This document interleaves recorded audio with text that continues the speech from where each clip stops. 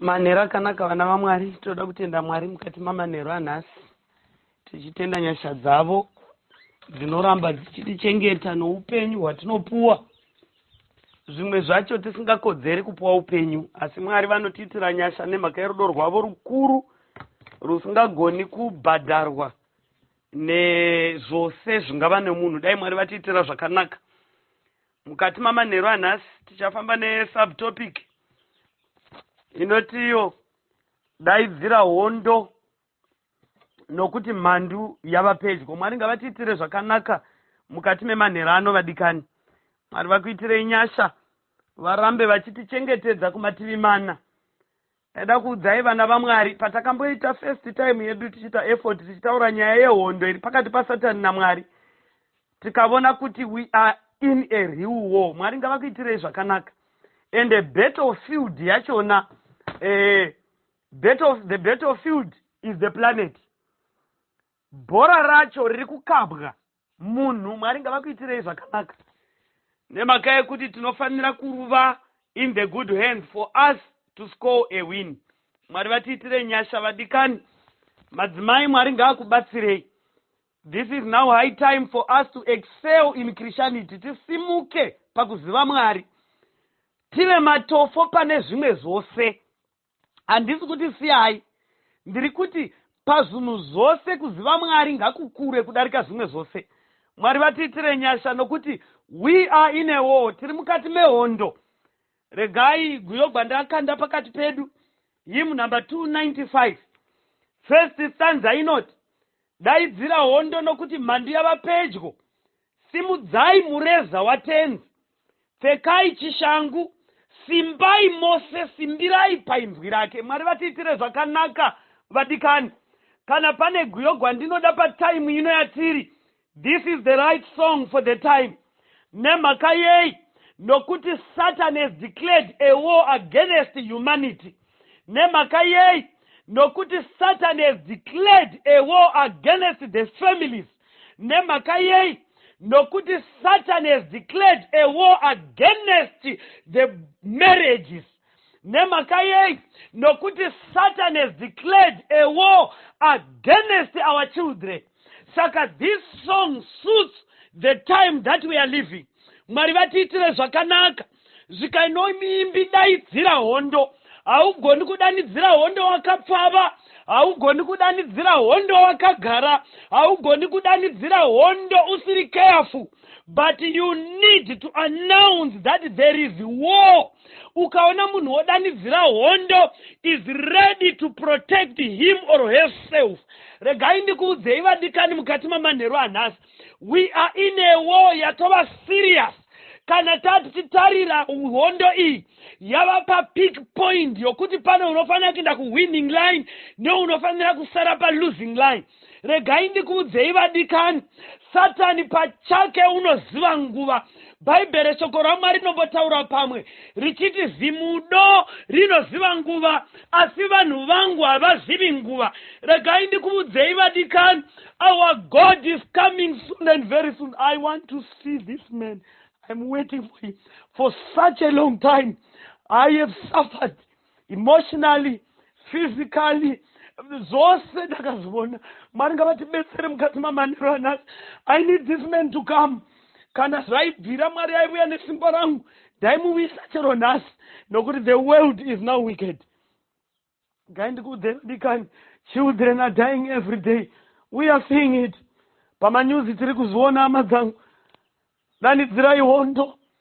Ndinorwadziwa navanhu vanorelaxa munguva yakata seino. When you see muvengi akavhura akakoka AK-47 yemidzo ichiuya kumunhu wani, Mwari tiitirei nyasha mukati mamanhero anhasi. We need to be partakers of this war and we need a win. Tiri kudivi renyu Mwari. Mwari ngavakuitirei zvakanaka vadikani. Nemhaka yekuti tinofanira kudanidzira hondo nokuti mhandu yava pedyo. Chandigwadza panyaya ndeyekuti the enemy is not far but the enemy is near. Zvikai nokuti mhandu yava pedyo. Daidzirai hondo. Mhandu yava pedyo. Haungoindi kana uchinda kuhondo. Simudzai mureza watenzi. Pfekai chishangu, the protection of thy words. Musimbe mose, be strong. Do not be a coward. Some of the times we need to be stronger than ever, especially in the moment and time that we are living, when the devil knows his time is short. Pfekai chishangu musimbe, nokuti zunhu zvatava kutarikana nazo hatigoni kuudzana pano kuti zvichapera zvikapera. Zvinhu zvatava kutarirana nazo,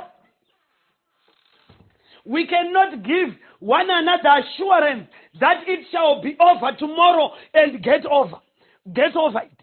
Regai ndikuudzei vadikani, Satani worovera kuvodza, una magripa amaakabata asingachagoni kuregedza kusvika Kristu achiuya. Mukati mamanheru anhasi nenyaya dzetichafamba nadzo, dance in the rain, gona kudzana mukati memvura isingafadzi ichinaya. Regai ndikuudzei vadikani, nyika ino nokukurumidza ichandopetwa kunyangwe zvikanonoka.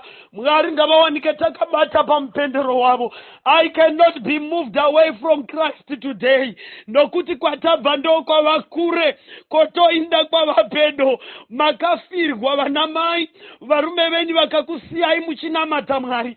Ndati your children has died, vakakusiyai muri pakuchema, but makaramba muchinamata Mwari. But ike zvino on a last minute wava kuda kubviswa nechinhu chidoko, be it money, be it kuvengwa. Pauro oti chii chingatiparadzanisa norudo rwaMwari? Kushaiwa here, kuvengwa here, inhamo here. Vadikani zvikaisha pazvinhu zvose izvi, tiri vakundi nokupfuurisa. Muimbi akati dandidzirai hondo nokuti mhandu yava pedyo. Regai ndikuudzei vadikani, this is not time yokuti titaurirane nyaya yekuti matambudziko azoviko nemhaka yekuti mhandu yava pedyo. What I want to tell you today, ndoda kuudza mudikani, you are happy today, but the enemy is near. Is becoming closer each and every day. What we need is to have power, and timire takasimba tose, tosimbira pa inzwi rake, pazvitsidzo zvaKristu. Oru ponesorwa tengwane ropa, chitsidzo chaMwari kuvada wiri munyangadzi mukuru anoda wira, Jesu anosunungura ipapo, kudzanyi ponesi pasingari munzwe, kudzanyi ponesi vanhu ngavafare uya. Mwari ngavatiitire zvakanaka nemhaka yekuti this world is going to be over. Handizivi vanoda kuti nyika ino igare nokusingaperi. Fairness is no longer here in this world. Vana vari kuurawa zvinorwadza, vanhu vari kuurayana zvinorwadza.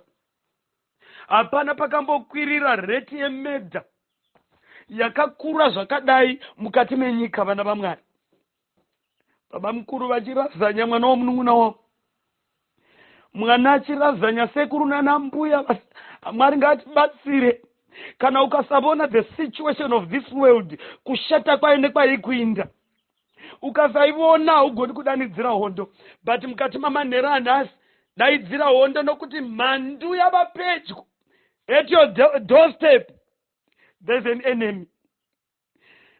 Inside your house, there is an enemy. If you relax, you will be destroyed. Daidzira hondo nokuti mhandu yava pedyo.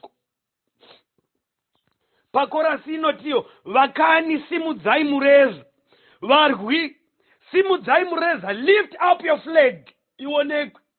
Kutenda kwedu ngakusimudzwe. Kana kukasaitwa elevated from this level, Mwari tinoparara. Mukati mamanheru anhasi, Mwari ngavakuitire nyasha vadikani. Kutenda kwedu ngakusimudzwe from this level to another level. Nokuti vachaponeswa ndeavo vachagona kuelevata from fire to heaven. Mwari vatiitire zvakanaka. I want to be there, I want to be saved. Kana pane chinhu chimwe chingandigonera Mwari kuti ndive pakati pevachaponeswa, vadikani, kana pane chinhu chimwe chamungagonekwa, be amongst the saved ones. Pachanzi ndivananiko wavo. Oh Lord, I want to be there. Mukati mamanherana sizvikai vakani, simudzai mureza, gadzirirai, be prepared. Hondo yatava mukati mayo vana vaMwari. If you are not prepared, unowa. Why be prepared? Prepared for what? Ziva kuti kuchafiwa. Be prepared. Ziva kuti kuchavengwa vanhu. Be prepared. Ziva kuti the husband of your life will reject you and abandons you. Be prepared. Ziva kuti even vana vawakabereka, they shall not take care of you in the times of need. Be prepared. Ziva kuti you will be disappointed when you think you have married an angel and then you have met a disaster. Be prepared. Chii chingatiparadzanisa norudo rwaMwari? Zvikaiva simudzai mureza, gadzirirai. Amapawisaro naMwari. In this road, I take no disappointments. Mwari vakuitirei zvakanaka vadikani. I want you to be saved, and I also want to be saved. Let us pray for one another. Zvikadzigadzirirai. Kana wagadzirira usazvipedzera pauri, zvikainyevera nai. Taurirai hama neshamwari kuti there's a home that we should go. Inoi haisi nzvimbo yekuzorora pano pasina ndava. We are going home. Be prepared.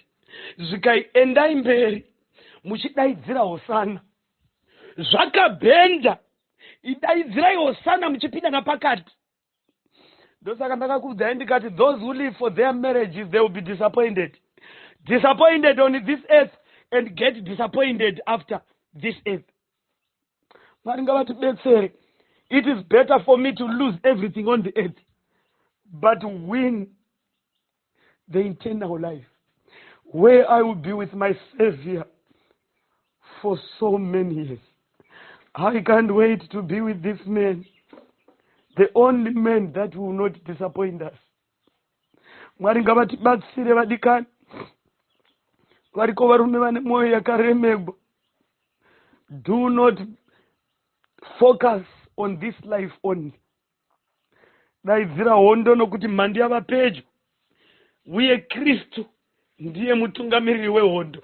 Whenever I see this song and this chorus, panongonotaurwa kunzi Kristu mutungamiriri wehondo, I put around the walls that I am in this life. Ndinoisa nyaya dzangu dzose, hondo dzandiri, kana ndadziisa pamberi pangu, ndotarira kukura kwadzo, ndotarira so challenging hwacho. Asi kana ndatarira Kristu ari the leader of the war, I will stand up and excel and surpass the problem leading home. Mwari ngavatitire zvakanaka madikani. Second stanza inotiyo, farai mukumbane nemhandu, idi rinokurirasu. Mwari vakomborere vanyori venziyo idzi. Vakanyora vafemegwa. Ndodzimwe dzenziyo dzinondipa simba in the times of need. I was crying the whole night last night when I heard pamusoro pemwana wakatemwa nemurwere wepfungwa. That was a serious case. Mwari ngaanyaradze vabereki. Mwari ngaanyaradze vabereki. We have the parents last week vakatemwa nomwana mudiki 20 years. Mwari ngaanyaradze mhuri. Ndakatarira zviitika izvi zvose, ndinovona kuuya kwomukomana nokukurumidza. Zvikaifarai muchikumbana nemhandu, nokuti idi richakurirazve. Rinogona kuita idi serinokurigwa nhasi, but there's assurance yokuti chokwadi chichakurira. Simbai muite savarume, simbai muite saanamai. We are in a war. Do not relax. Usabwaira usiku umwe chete kubatigwa nehope usina kumuudza kuti ndovata baba. ugomuka pakati pousiku, ugogona kumuudza kuti muchiusiku maziza achirira tivete, usabwaira nokuti pakaipa. Zvikaiti shangu nemureza zvipenye, tichakurira hatitadzi. That is assurance yekukurira muhondo. Mwari vatiitire zvakanaka. Through thick and thin, we are heading home. Soon and very soon, my sisters, everything shall be over. Uko kusina matambudziko, uko kusina kuvengwa, uko kusina kupomerwa, uko kusina rejection. Patinosongana neinonzi pure love on the feet of Jesus. Last stanza yoti, oh Mwari wavese chitinzwai, tibatsirei netsitsi, kana hondo iyi yazopera takurira. Uyai neserious war. Mwari vakasatibetsera, vashoma vedu vachavona Mwari. Mapawa ere vana vaMwari. Mwari ngaakubetserei. The challenges we are facing dziri kuinda dzichichinja giya, ichisa giya rapamukwidza. Kana raiswa giya rapamukwidza, chinhu chaungaifunga kuti wakurira chinobuya zvine power kudarika chokutanga.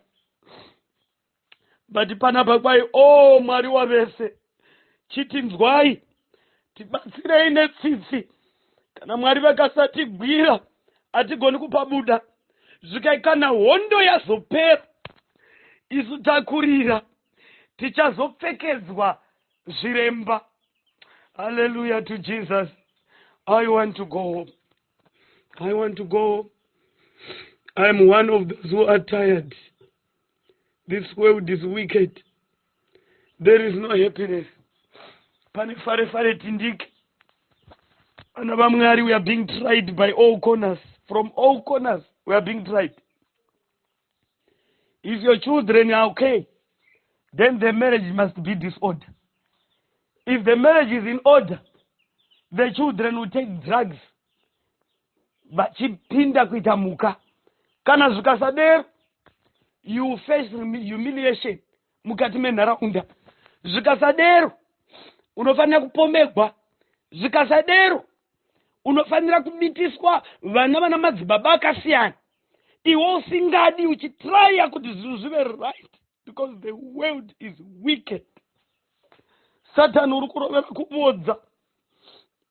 Vanhu vagoti una vana vakasiyana mababa, but not by choice, but by the circumstances that the devil is laying before us. But I want to tell you, my sisters and my brothers, farai mukumbane nemandu, nokuti idiri chakurira. Zvinogona kuita nhasi sokunge nhema dzatora chituro, chokwadi chiri pasi chakatsikirigwa. Farai mukumbane nemandu. Oh Mwari wavese, chitinzwai, mutibatsire netsitsi, nokuti kana hondo iyi yazopera, isu takurira, tichapfekedzwa zviremba. I'm waiting for that day. I'm waiting for that day. I'm waiting for it. Rimirire mudikani nokuti harisi kure. Mwari vatiitire nyasha. Ngaitiverenge tsamba ya 1 Peter chapter 2 verse 11 kusvika pana 12. Verse 11 inotiyo, vadikanwa ndinokumbira zvikuru kwamuri, zvamuri vatorwa navaeni, kuti muzvidzore pakuchiva kwenyama kunorwa nomweya. Mapawa ere vana vaMwari.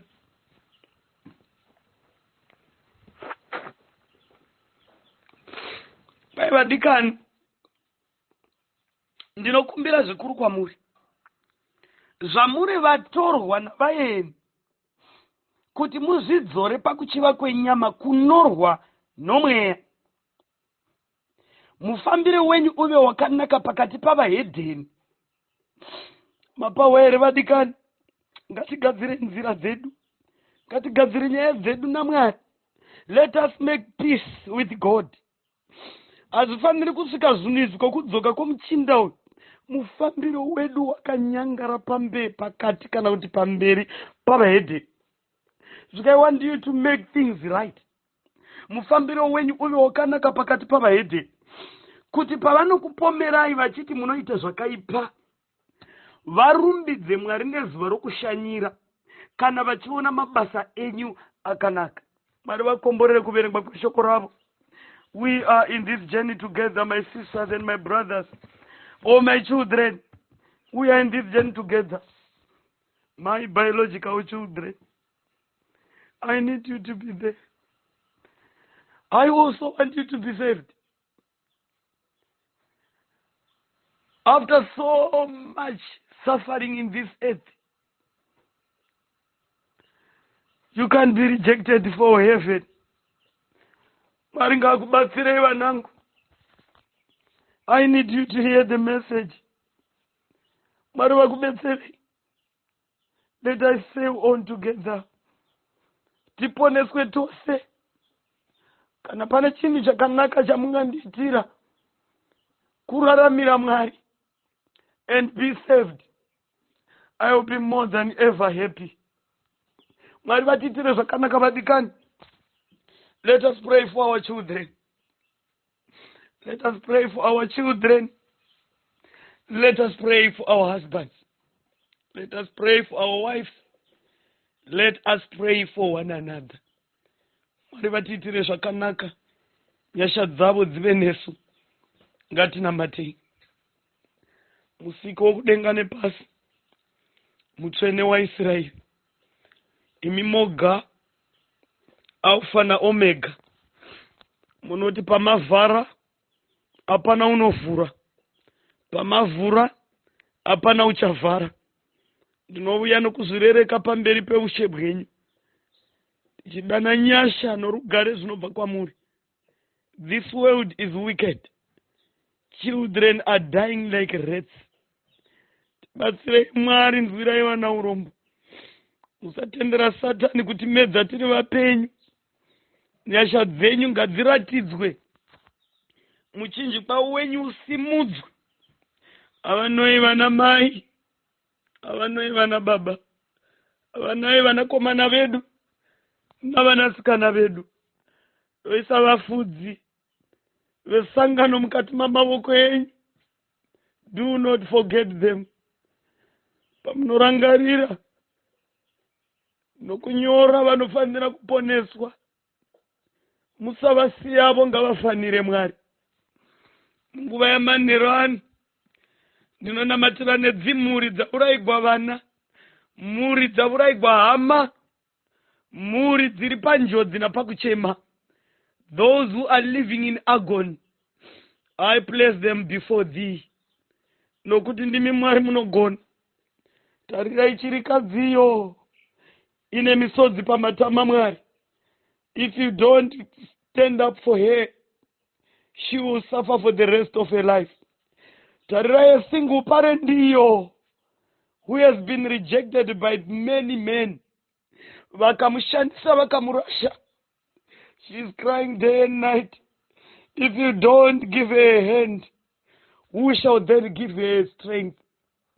Tarirai mayavo, the rejected wife of her husband. Mwari cherekedzai. Ziso renyu harigoni kufupika. Cherekedzai dzimwe nyaya gadzirisai. Musatendera vanhu venyu kugomera nedzimwe nyaya Mwari. Tinokudaidzai kuti pfuurai one pano. Tarirai nherera dziri kufesa unnecessary wounds. Vari kutambudzwa nevanovachengeta. If you don't protect them, then who shall do? Mazvita Mwari mukati mamanheru anasi. Mazvita ino kuti matinzwa uye munorudo nesu. Nyasha dzenyu dzive nesu, mutichengete tose muzita raJesu unogara nokusingaperi. Tanamata nokutenda. Amen.